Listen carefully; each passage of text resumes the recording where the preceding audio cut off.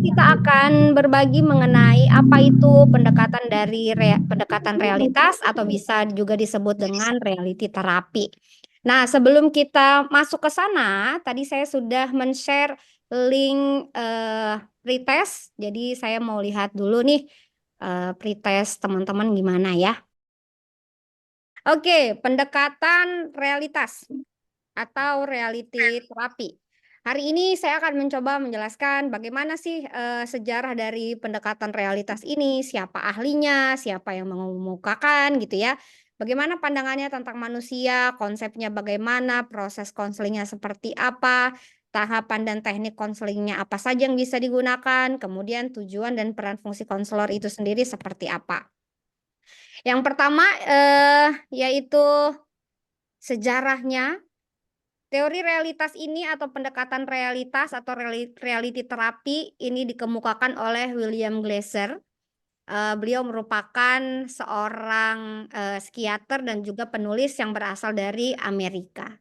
Nah, kemudian karya-karya beliau ini sangat inovatif terhadap psikoterapi dan juga dunia pendidikan. Pendekatan terapisnya ini kemudian dikenal sebagai reality terapi. Dan pendekatan ini menekankan pada tanggung jawab pribadi, pemilihan, dan penyelesaian masalah sebagai cara untuk meningkatkan kesejahteraan mental dan juga emosional. Jadi individu yang sehat itu adalah individu yang sehat atau sejahtera secara mental maupun emosionalnya. Dan William Glasser juga mendirikan Institute for Control Theory, Reality Therapy and Quality Management. Sekarang dikenal sebagai William Glasser Institute, gitu ya. Oke. Next, bagaimana sih teori realitas ini atau pendekatan realitas ini memandang manusia? Nah, pendekatan ini yang pertama menjelaskan bahwa manusia itu sebagai makhluk yang bertanggung jawab, gitu ya. Kenapa manusia itu dipandang sebagai individu yang bertanggung jawab? Karena individu ini dipandang memiliki kemampuan untuk membuat pilihan-pilihan dalam hidupnya, bertanggung jawab atas tindakan mereka, kemudian mereka dianggap memiliki kontrol atas pemikiran, perasaan, dan juga perilaku mereka. Jadi menurut terapi realitas ini juga sering disebut sebagai teori responsibility atau responsibility teori, bahwasanya yang bertanggung jawab atas hidup individu itu adalah individu sendiri. Bagaimana individu itu bertanggung jawab atas pilihan-pilihannya, kemudian juga berbahagia atas pilihan-pilihan tersebut. Nah, itu menurut pendekatan realitas. Kemudian pendekatan realitas ini juga memandang bahwasanya manusia itu sebagai pencari kepuasan kebutuhan. Nah, manusia ini bertindak atau berperilaku serta-merta untuk memenuhi kebutuhan psikologis dasar seperti kebutuhan akan cinta, terus kemudian keterhubungan, kekuasaan, dan juga kebebasan atau freedom. Nah, pemahaman terhadap kebutuhan-kebutuhan ini menjadi kunci dalam memahami perilaku manusia. Bahwasanya manusia bergerak atau bertindak itu memenuhi kebutuhan psikologisnya, ya. Bagaimana caranya individu itu memenuhi kebutuhan tersebut, kemudian pilihan apa yang dia lakukan, hal-hal inilah nanti yang akan menjadi kacamata atau yang kita potret dalam memahami individu. Selanjutnya, manusia ini sebagai konstruktor realitas sendiri. Nah, menurut teori realitas, bahwasanya individu itu menciptakan realitasnya sendiri melalui pemilihan, interpretasi, respon terhadap lingkungan, dan pengalaman hidup mereka. Nah, pandangan dan tindakan individu ini yang membentuk realitas yang mereka alami.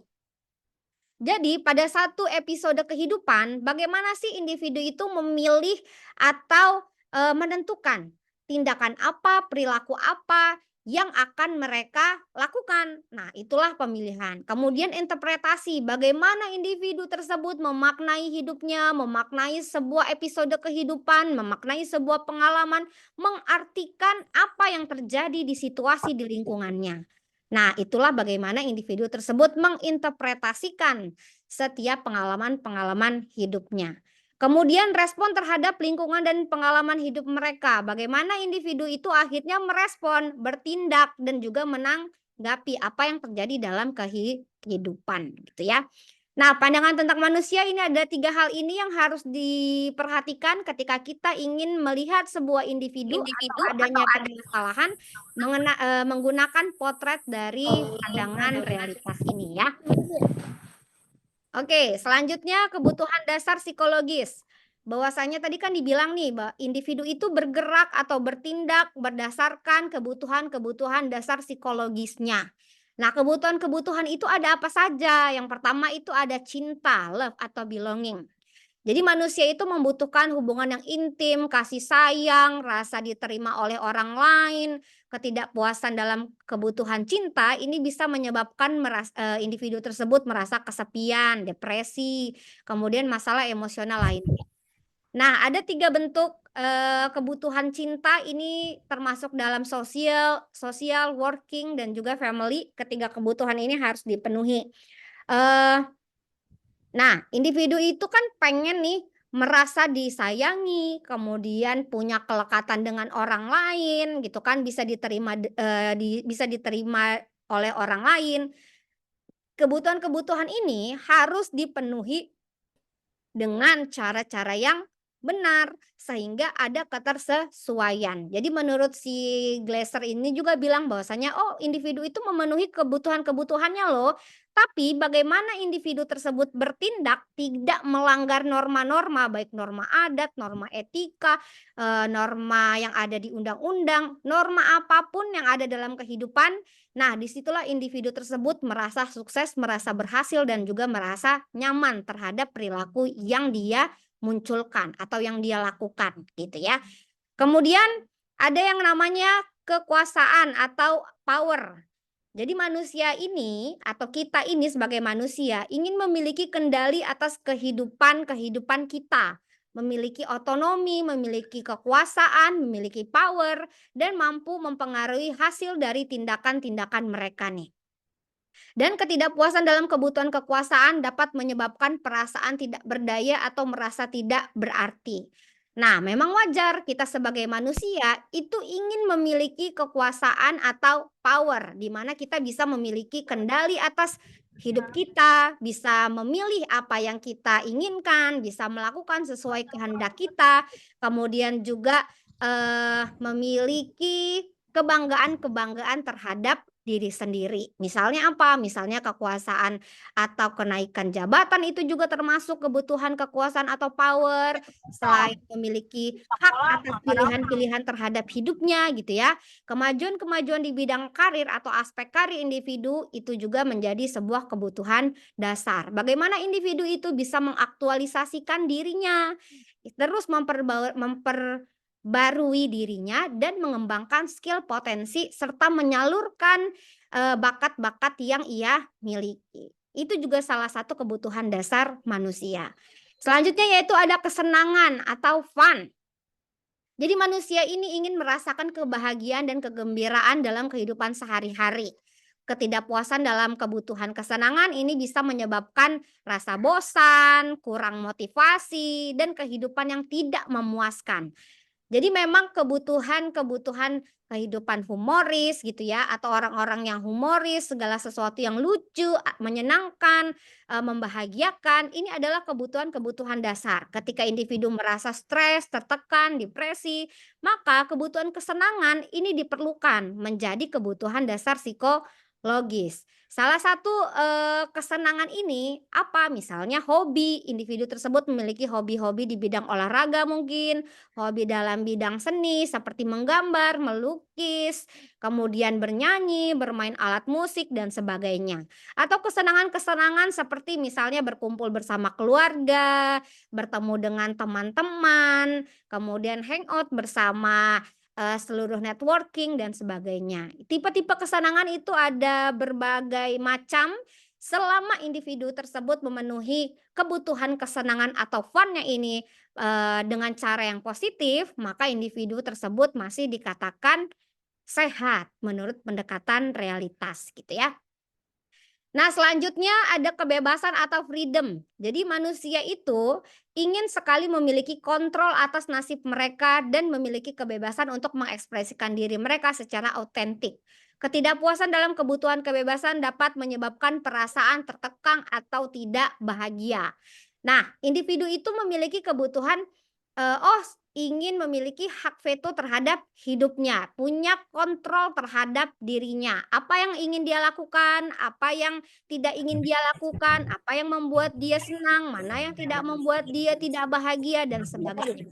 Namun kebebasan yang namanya kebebasan freedom itu tidak ada kebebasan yang mutlak. Kebebasan yang ada itu nanti akan ada batasannya, kebebasan yang tidak merugikan orang lain atau kebebasan yang tidak melanggar nilai, norma, etika, dan peraturan-peraturan di mana ia tinggal, seperti itu. Jadi tidak ada kebebasan yang mutlak, namun dibatasi dengan aturan-aturan yang ada di masyarakat, seperti itu ya. Nah, kebutuhan cinta, kekuasaan, kesenangan, kebebasan atau freedom ini, keempat-empatnya ini harus dipenuhi. Apabila ada salah satu yang tidak terpenuhi, maka akan mengakibatkan efek terhadap perkembangan psikologis individu, gitu ya. Oke, selanjutnya konsep dasar dari terapi realitas ini, bahwasanya individu itu, pendekatan realitas ini bersifat subjektif, artinya setiap individu memiliki konstruksi unik tentang realitas mereka sendiri. Pandangan dan interpretasi individu tentang dunia sekitarnya dipengaruhi oleh pengalaman, kebutuhan, dan keyakinan pribadi mereka. Bahwasanya individu itu memandang sesuatu, mengartikan sesuatu, itu dipengaruhi oleh banyak aspek seperti pengalaman hidupnya, kebutuhan, keyakinan pribadi mereka, keyakinan-keyakinan apa yang ia miliki seperti perspektif hidup, kemudian kebutuhan-kebutuhan yang dia butuhkan selama hidupnya, pengalaman-pengalaman apa yang dia pernah alami.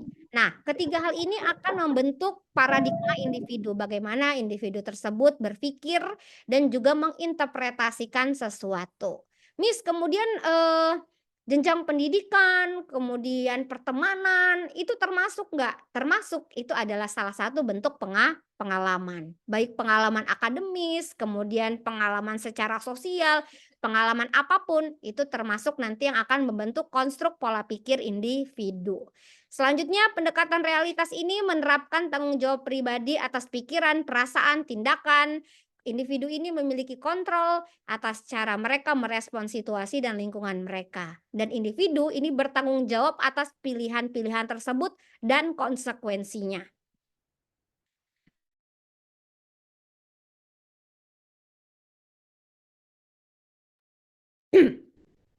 Jadi bagaimana responsibility teori ini berpendapat bahwa yang bertanggung jawab atas kebahagiaan, kemudian pilihan-pilihan individu, apa yang dilakukan adalah individu tersebut.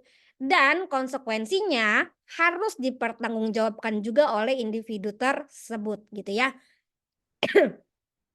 Selanjutnya, Glasser juga mengidentifikasi kebutuhan-kebutuhan psikologis dasar, seperti kebutuhan akan cinta, kebutuhan kekuasaan, kesenangan, kebebasan. Nah, sebagai faktor penting yang membentuk perilaku manusia. Bahwasanya manusia ini bergerak untuk memenuhi kebutuhan-kebutuhan psikologis dasar mereka. Jadi kalau mau memahami individu, pahamilah kebutuhan-kebutuhan ini sehingga kita bisa melihat bagaimana individu itu ingin mencapai kesejahteraan mental dan juga emosionalnya. Nah, konsep dari pendekatan realitas ini menekankan bahwa individu selalu memilih perilaku yang mereka yakini akan memenuhi kebutuhan-kebutuhan mereka pada saat ini. Nah, perilaku dipandang sebagai upaya untuk memenuhi kebutuhan meskipun pilihan tersebut tidak selalu efektif atau sehat. Sehingga nanti peran fungsi konselor juga akan membantu konseli menginterpretasi kembali pengalaman-pengalaman hidupnya, kemudian juga untuk menentukan kira-kira tindakan apa atau perilaku apa yang akan dilakukan konseli ke depannya, gitu. Dan pendekatan realitas itu melihat bahwasanya kejadiannya dipotretnya adalah masa sekarang. Tidak mengubrek-ubrek masa lalu ataupun alam bawah saja sadar, tapi realitas adalah kejadian atau pengalaman saat ini dan kemudian juga di alam kesadaran gitu ya. Dia tidak main-main ke alam ke bawah sadar. Karena yang membahas itu adalah psikoanalisis. Lanjut kemudian ada yang namanya teori kontrol di pendekatan realitas. Bahwasanya penerimaan realitas ini dicerminkan dari perilaku total. Perilaku total itu ada apa aja sih? Yang pertama ada doing, berbuat, kemudian berpikir atau thinking, merasakan feeling dan menunjukkan respon fisiologi psikologi. Jadi manusia itu harapannya adalah bisa mengontrol 4 aspek ini atau 4 hal ini dalam hidupnya. Karena keempat komponen ini nanti akan menentukan arah hidup individu itu mau seperti apa, mau bagaimana, gitu ya. Dan untuk mengubah, cara kita merasakan, suatu hal, ini memang agak sulit ketika kita mau memisahkan, oh kita tuh seharusnya melakukan ini, tapi perasaan kita sebenarnya tidak di situ. Nah, hal-hal yang seperti itu kan membutuhkan usaha, membutuhkan effort gitu ya. Tetapi pada dasarnya itu kita memiliki kemampuan untuk mengubah apa yang kita lakukan dan kita pikirkan maupun yang nanti kita rasakan. Nah, kunci dalam merubah sesuatu dalam teori kontrol ini adalah pemilihan untuk mengubah apa yang kita lakukan dan juga kita pikirkan. Sedangkan nanti reaksi emosi dan respon psikologis itu juga akan ikut atau menyertai di dalam prosesnya. Nah, ketika individu berhasil memenuhi kebutuhan-kebutuhan tersebut, maka individu tersebut sudah mencapai identitas sukses. Jadi kebutuhan-kebutuhan yang tadi ya, ada cinta, kebebasan, ada kekuasaan. Nah, kebutuhan-kebutuhan itulah yang harus dipenuhi. Kalau sudah terpenuhi semua, maka kita mencapai identitas sukses. Itu untuk teori kontrol. Selanjutnya ada yang namanya konsep 3R dalam pendekatan realitas ini. Yang pertama adalah responsibility. Individu itu punya tanggung jawab penuh loh atas pikiran mereka sendiri, perasaan mereka sendiri, dan tindakan-tindakan mereka. Jadi kita sebagai individu itu punya kemampuan untuk memilih bagaimana kita saat merespon situasi dan juga apa yang terjadi di lingkungan kita. Tanggung jawab pribadi ini menempatkan kita sebagai individu dalam posisi untuk mengambil kendali atas hidup diri sendiri dan mencapai kesejahteraannya. Nah, misal contohnya begini, kalian ingin masuk prodi yang lain, bukan masuk BK misalnya. Nah, kemudian ada proses denial di sana. Oh, ini salah orang tua saya nih, kenapa saya nyemplung di prodi BK padahal sebenarnya saya pengen kuliahnya di kedokteran gitu kan, tapi saya disuruh masuk prodi BK sama orang tua. Sebenarnya, segala pilihan-pilihan kita itu kan tanggung jawab kita, pada akhirnya pun kita yang memilih prodi BK. Sebenarnya kita bisa memilih atau, menolak untuk masuk prodi BK. Bagaimana caranya? Memberikan pemahaman kepada orang tua, kemudian menjelaskan benefitnya, kalau kita kuliah di prodi tersebut apa saja gitu ya, kelebihan, kekurangannya. Sebenarnya hal-hal itu kan bisa kita paparkan ke orang tua kita, tapi kita tidak memilih untuk melakukan, penjelasan atau komunikasi terhadap orang tua. Sehingga balik lagi, yang memilih di prodi BK pada akhirnya kita juga yang memutuskan, gitu. Itu untuk, pemilihan jurusan. Oh misalnya lagi mungkin di suatu ketika, kalian dijodohkan terhadap, seseorang, orang tua kalian menjodohkan terhadap, "Oh kamu nikahnya sama ini aja nih," gitu kan. Sebenarnya kalian sudah punya orang yang dicintai misalnya. Terus ketika proses pernikahan rumah tangga tersebut, kalian tidak merasa bahagia nih terhadap, pernikahan tersebut. Sehingga kalian menyalahkan orang tua kalian, "Ah, ini karena akibat mama papa nih nyuruh saya nikah sama si A, padahal saya pengennya nikah sama si B," gitu kan. Padahal yang bertanggung jawab atas pilihan kita itu adalah kita sendiri. Kita bisa menolak untuk tidak menikahi yang menjadi option orang tua kita dengan menjelaskan, "Oh, Bapak Ibu, saya, mencintai si B dengan alasan begini begini begini." Mungkin ada beberapa kekurangan, tapi ini semua bisa disesuaikan, bisa diadaptasikan. Nah, hal-hal itu kan, bisa dilakukan sebenarnya untuk merubah, keputusan-keputusan yang memaksa. pun kita memilih untuk tidak berusaha, itu juga salah kita gitu. Itu juga bentuk tanggung jawab dari kita. Jadi kita mau memilih berusaha atau diam saja. Itu kan pada akhirnya pilihan-pilihan kita yang menjadi tanggung jawab kita. Itulah konsep responsibility ya. Kemudian ada yang namanya reality atau kenyataan. Bahwasanya konsep ini menekankan pentingnya menerima realitas yang ada, termasuk keterbatasan, keadaan, konsekuensi dari pilihan kita gitu ya. Glasser menekankan bahwa penting bagi individu untuk melihat realitas dengan jujur dan memahami konsekuensi dari tindakan mereka. Ini melibatkan pengakuan bahwa realitas adalah konstruksi subjektif, tetapi tetap ada realitas objektif yang harus diterima. Nah, contohnya begini. Ketika menghadapi situasi yang sulit atau membebani gitu ya, atau sesuatu yang menyedihkan, kita dihadapkan oleh dua pilihan nih. Kita mau tetap bersedih atau bangkit lagi dari keterpurukan. Ini kan pilihan. Kan pada akhirnya pilihan ini harus kita pertanggungjawabkan konsekuensinya. Ketika kita mau memilih situasi, oh saya mau tetap bersedih aja. Kalau terus-terusan bersedih, ada konsekuensinya dong yang harus ditanggungjawabkan atau dipertanggungjawabkan resikonya. Apa resikonya kalau mau terus bersedih? Pertama mungkin, oh kegiatan belajar berkurang, fokus terhadap target berkurang, mengganggu kegiatan sehari-hari, mata jadi sembab, enggak semangat ngapa-ngapain. Terus kemudian di kamar aja tidak bersosialisasi dan banyak hal-hal yang diakibatkan karena kita terus-terusan memilih bersedih. Kemudian kita memilih untuk bangkit lagi dari keterpurukan. Kalau mau memilih bangkit lagi dari keterpurukan, ada nggak konsekuensinya? Oh jelas ada.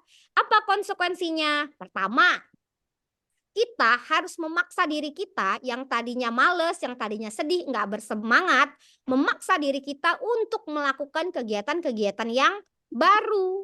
Itu kan butuh effort, butuh motivasi, butuh semangat, butuh niat. Nah, itu juga butuh daya upaya yang besar gitu kan. Kemudian apalagi? Mau bersosialisasi. Kemudian apalagi? Mengikuti banyak organisasi, mengembangkan minat bakat, mengikuti kompetisi, mengikuti banyak serangkaian kegiatan-kegiatan lainnya. Nah, jadi kan ada dua pilihan. Mau bangkit dari keterpurukan atau terus-terusan bersedih. Setiap pilihan ini ada konsekuensi yang harus dipertanggungjawabkan. Gitu. Mau memilih A, ya monggo ada konsekuensinya. Mau memilih B, juga ada konsekuensinya. Nah, kemudian bagaimana Miss dalam bentuk pengaplikasiannya? Ketika kita memilih nih bangkit lagi dari keterpurukan, nanti ketika prosesnya kita mengalami mungkin lelah, mungkin kita butuh ekstra tenaga, mungkin kita capek dan sebagainya, kita tidak boleh menyalahkan orang lain gitu. Kita harus terima, oh ini adalah salah satu bentuk konsekuensi yang harus saya terima dan harus saya jalani. Pun misalnya contohnya begini, dalam hubungan asmara gitu ya, kita sudah tahu nih pasangan kita entah pacar, entah suami, entah siapa gitu ya, misalnya sudah pernah selingkuh. Nah, atau mungkin tidak sesuai harapan kita perilakunya.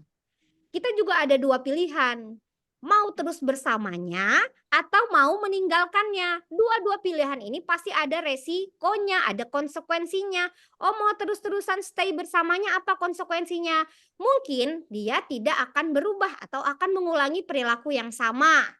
Kalau kita mau meninggalkannya, berarti ada hal-hal yang harus dipersiapkan atau kita pertanggungjawabkan. Misalnya, oh kalau saya meninggalkan suami saya atau pacar saya, berarti ada hal-hal yang akan hilang. Misalnya kebutuhan ekonomi, kemudian juga, oh saya tidak lagi hidup bersama dia. Ya pokoknya banyak hal yang harus dipersiapkan konsekuensinya.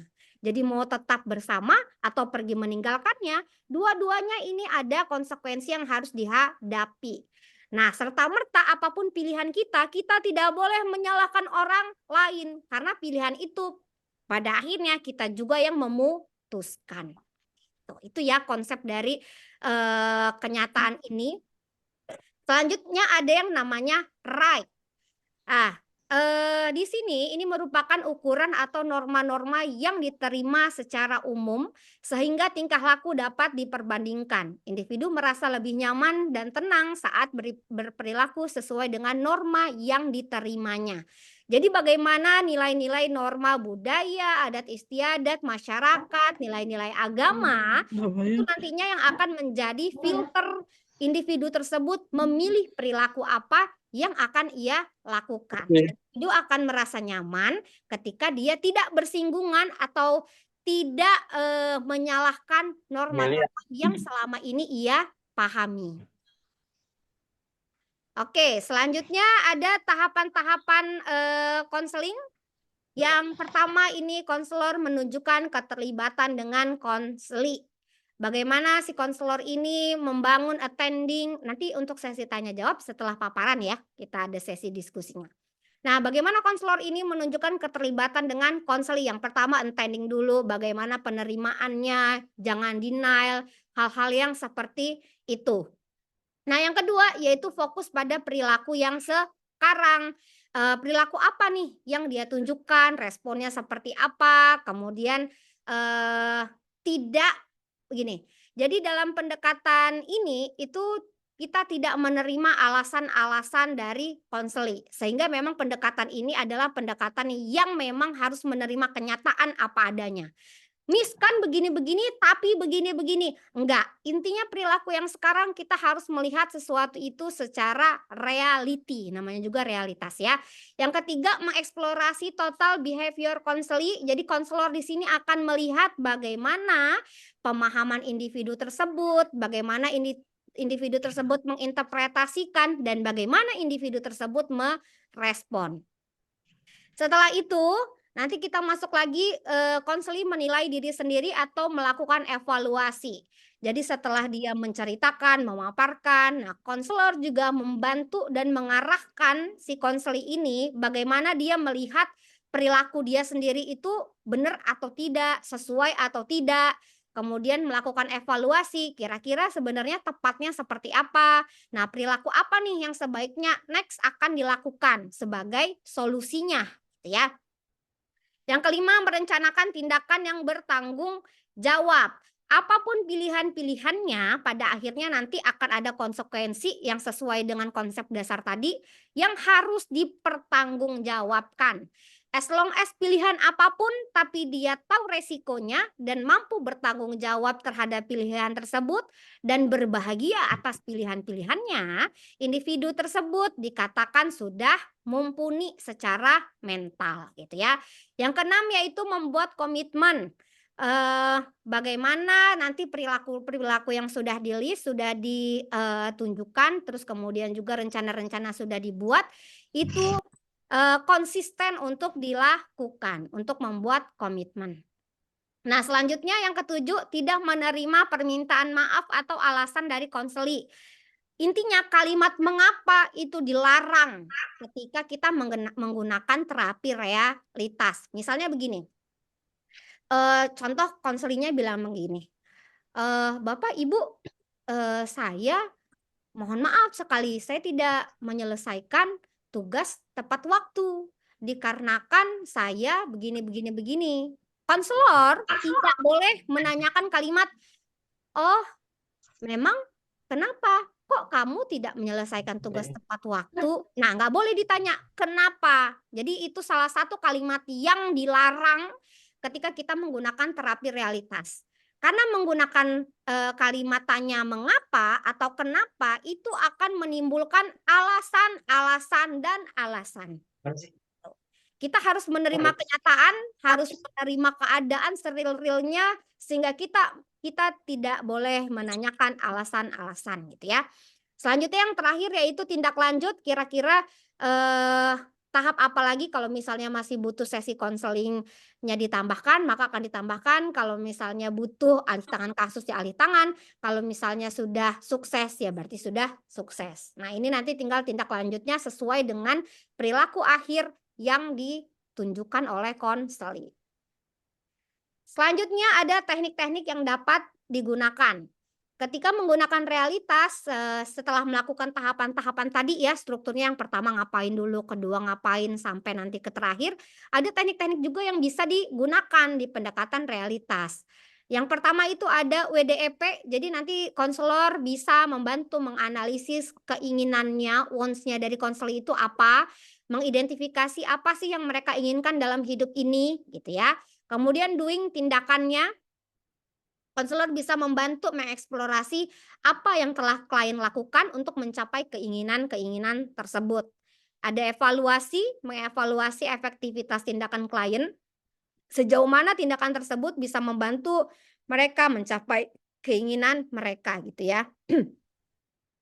Yang terakhir yaitu ada planning, perencanaan, bagaimana konselor ini bisa membantu konselinya merencanakan tindakan selanjutnya yang lebih sesuai dengan keinginan mereka gitu. Jadi konselor di sini bersifat membimbing untuk bagaimana wants-nya, doing, evaluation dan juga planning gitu ya. Yang kedua bisa melakukan Gladstone teknik atau teknik Gladstone. Nah, teknik ini melibatkan, memberikan umpan balik langsung kepada klien tentang pemikiran dan perilaku mereka. Konselor juga bisa membantu konseli untuk melihat hubungan antara pemikiran, perasaan, perilaku mereka, dan membantu mereka memperbaiki pola-pola yang tidak efektif. Bahwasanya orang yang tidak menerima realitas kan kadang suka unik ya. "Miss, saya tidak bisa hidup tanpanya." Padahal pacarnya atau suaminya baru selingkuh gitu kan. Itu kan sebenarnya dia tidak bisa menerima realitas kenyataan. Jadi, pikiran-pikiran yang tidak sesuai dengan realitas, banyak common sense-nya, banyak alasannya, banyak mengapa. Nah, pendekatan realitas ingin memotret bahwasannya kenyataan itu harus diterima semurni-murninya dan seapa adanya kenyataan itu. Misalnya begini, "Miss, Bapak, Ibu, saya mau cerita, sebenarnya, mungkin ya, pacar saya ini selingkuh karena saya kurang begini, kurang begitu. Ya, mungkin kayak karena saya kurang perhatian, saya kurang bagaimana gitu treatmentnya gitu." Nah, berarti kan sebenarnya masih ada denial, bahwasanya kenyataannya adalah pacarnya ini selingkuh.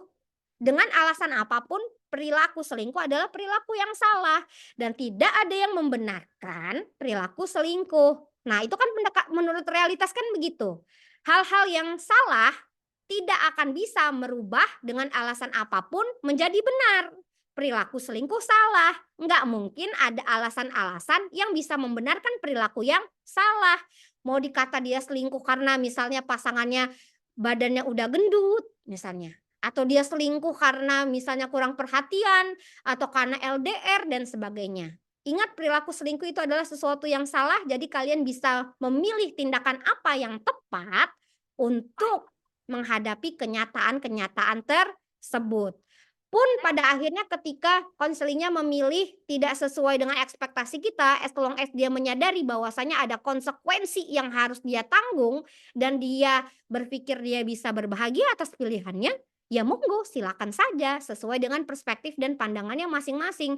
Karena memang realitas di sini, kita sebagai konselor hanya memandirikan konseli kita. Pada akhirnya keputusan akhir itu ada di tangan konseli itu sendiri. Kita hanya sebagai fasilitator, kita hanya sebagai pembimbing. Itu 2 teknik yang bisa digunakan, selanjutnya teknik berikutnya yang bisa digunakan yaitu counseling through writing. Jadi, tidak hanya dengan lisan menganalisis, kemudian juga kita langsung ngasih feedback, umpan balik bahwasanya, perilakunya sudah tepat atau belum, bagaimana konsekuensinya, bagaimana kenyataannya dan sebagainya. Kita juga bisa menggunakan tulisan-tulisan. Jadi, konselor ini bisa Ininya kurang mengekspresikan pemikiran, kurang empuk. kemudian Dia perasaannya, kemudian rencana mereka dalam bentuk tulisan. Biasanya kan ada yang lebih, nyaman atau mungkin lebih leluasa mengekspresikan sesuatu dalam bentuk tulisan-tulisan dibandingkan dengan mengkomunikasikan secara langsung. Nah, menggunakan tulisan ini juga bisa membantu kenyamanan si konseli dalam menganalisis perilakunya sendiri, dalam, menumpahkan perasaannya, kemudian membuat perencanaan-perencanaan dalam hidupnya. Mungkin lebih mendetail atau mungkin lebih komprehensif ketika dia menulis gitu. Ya nanti teknik-teknik ini bisa disesuaikan konselor kira-kira teknik mana nih yang tepat dengan karakteristik si konselingnya. Nah, ini juga bisa membantu klien mengklarifikasi masalah, mengeksplorasi solusi alternatif, dan melacak kemajuan mereka dari sesi ke sesi. Ini juga bisa dipakai. Terus bentuk tulisannya gimana, Miss? Nanti konselor bisa membuat format atau paper atau lembar kerja berbentuk tulisan gitu. Misalnya misal si A pemikiran. Nah, nanti pemikirannya biar dia dikasih kolom untuk si konselingnya nulis gitu ya. Kolom perasaannya apa? Biarkan dia menulis bagaimana perasaannya, kemudian rencana alternatif ke depannya seperti apa, dibuat kolom rencana alternatif perilaku atau rencana ke depan planningnya seperti apa ya.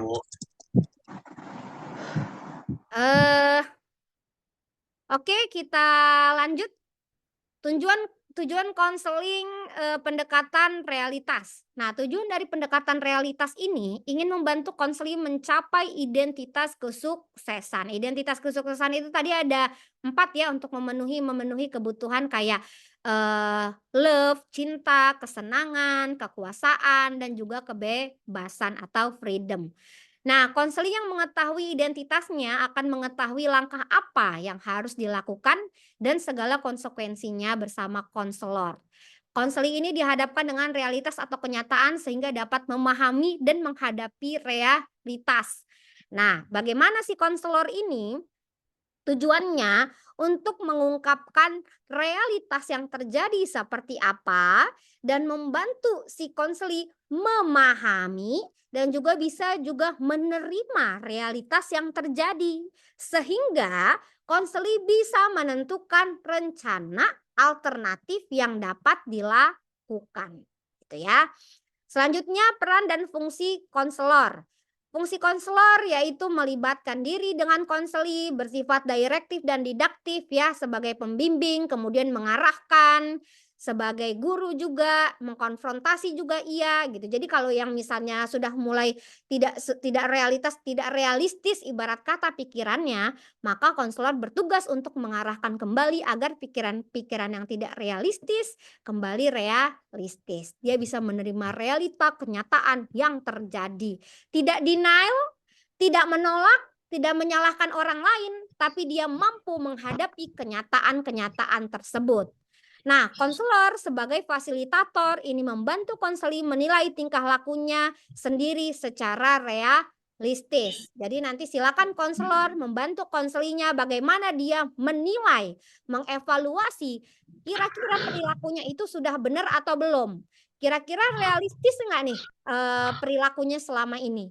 Atau apa yang dia ucapkan kira-kira itu realistis nggak?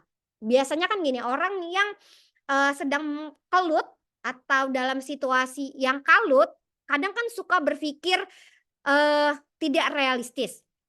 Misalnya begini, ketika kalian mengalami kesedihan apapun, kalian akan melihat bahwasannya kamar atau lingkup kalian itu sangat sempit nih. Misal kita hanya tidur aja jadi kayak kita beranggapan bahwa oh dunia ini hanya sebatas sebesar bantal doang.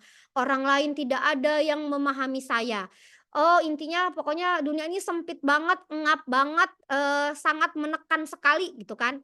Sehingga kita itu nggak sadar ketika dihadapkan sesuatu yang menekan atau pressure, kita nggak sadar oh ternyata kamar kita itu sebenarnya luas loh. Gitu kan, oh ternyata di kamar kita itu ada toiletnya, ada lemari, ada bufetnya gitu. Terus kemudian ada nakasnya juga dan lain-lain. Karena ketika kita dalam posisi tertekan atau dalam situasi yang sulit, ketika kita tidak realistis, kita hanya fokus saja ke satu hal. Kita tidak melihat dari berbagai macam perspektif. Padahal realitas ini ingin individu tersebut bisa melihat sesuatu secara objektif, secara menyeluruh, secara komprehensif, sehingga individu tersebut bisa menentukan alternatif perilaku apa yang sesuai atau yang ideal sesuai dengan kenyataan yang terjadi. Gitu. Nah, terkadang cenderung juga nih orang yang sedang dalam tekanan gitu kan, merasa bahwasanya, oh sebenarnya kita itu bisa loh menceritakan masalah kita ini dengan orang-orang yang kita percaya. Tapi pada kenyataannya ketika kita yang tertekan, tidak menutup kemungkinan kita malah sendiri saja di kamar, meratapi nasib, sedih. Oh, orang lain tidak ada yang tahu betapa beratnya masalah hidup saya, gitu kan. Orang lain tidak mengerti apa yang saya rasakan. Nah, itu kan sebenarnya pola pikir yang tidak realistis nih, gitu. Dia menginterpretasikan sesuatu tidak realistis. Sebenarnya apapun yang terjadi dalam kehidupan manusia, orang lain pun merasakan hal-hal yang ia rasakan. Mungkin dengan apa? Dengan episode-episode yang berbeda.